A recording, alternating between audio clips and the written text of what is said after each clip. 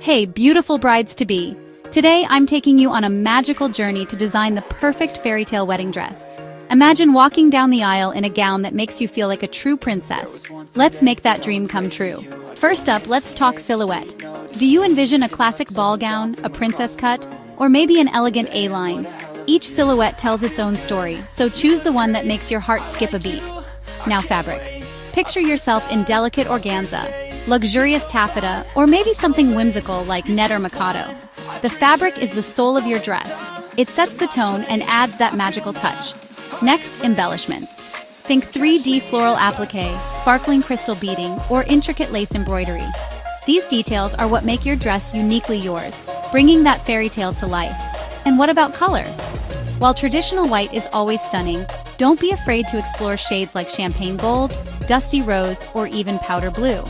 These colors can add a personal touch and make your dress unforgettable. Optional elements like necklines and sleeves can really elevate your gown. An off-shoulder with puff sleeves can add a romantic, vintage flair, perfect for a fairy tale bridal theme. Now let's talk mood board.